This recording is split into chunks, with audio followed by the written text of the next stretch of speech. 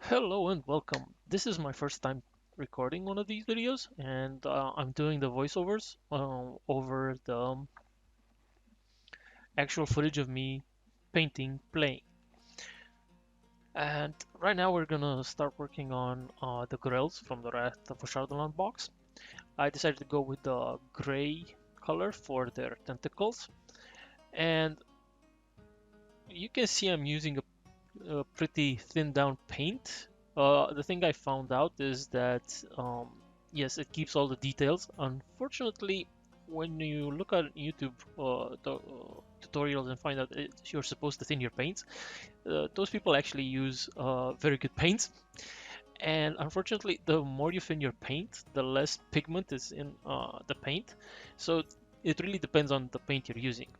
Well, this is not any Games Workshop or any other brand name paint. This is just a set that a bunch of friends got me for a gift again, and I had to thin them a little bit, but not as much as you would think in order for the paint to actually still have a decent coverage.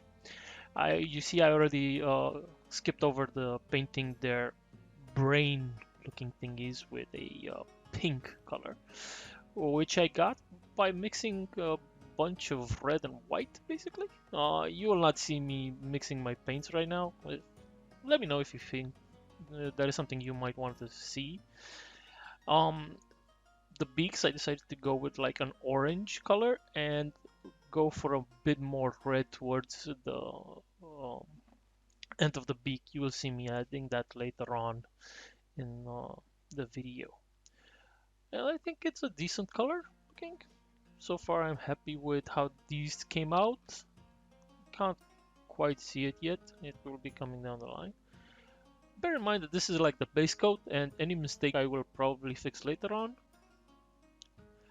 Yeah, another thing I wanted to talk about is I'm filming right now from above on support that I made, and I am not very happy with what you can see. As you can see, everything is mostly out of focus. The camera takes a lot of time and to focus, and you can't really see the details very clearly. This will be better in future videos where I change the camera layout, and I'm truly sorry for this quality so far.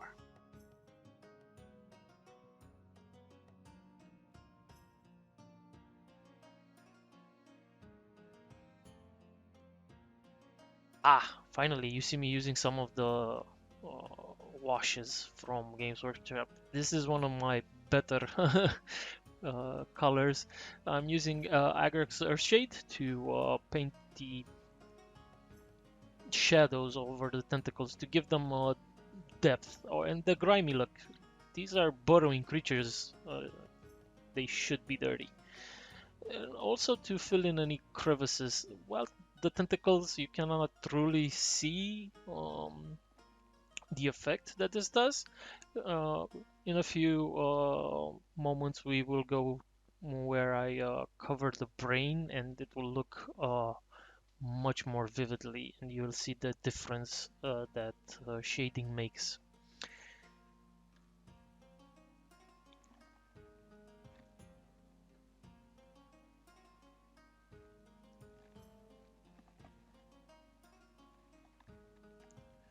Well, I apparently messed up, and I didn't film the actual brains being shadowed. Yay! Or who knows, it got cut into editing because the camera did not film it properly. And again, this is my first setup. Uh, Live and learn.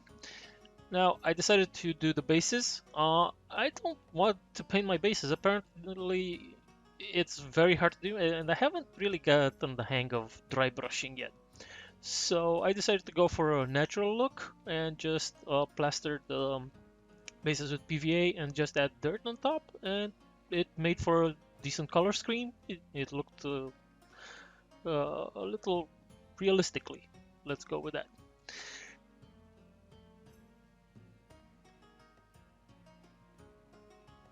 the process is fairly simple. Just take a glob of PVA, watered down PVA glue, like they say, and just then toss sand over it.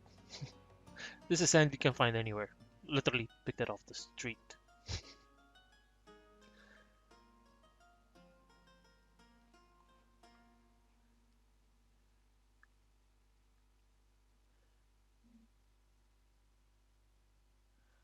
Also, I found that you don't need as much glue as I placed over there. It actually hinders the process because it tends to stick on the actual parts of the minis. Again, this is a learning process.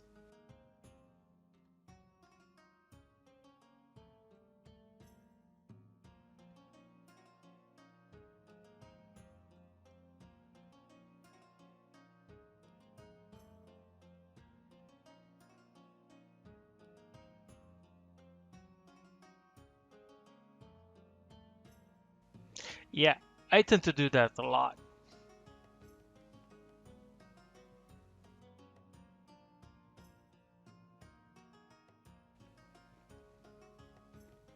Oh yeah, these are the Gibbering mounters.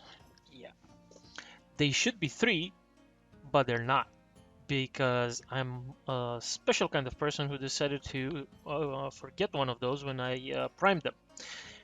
So, priming. Yeah, let's talk a little bit about that.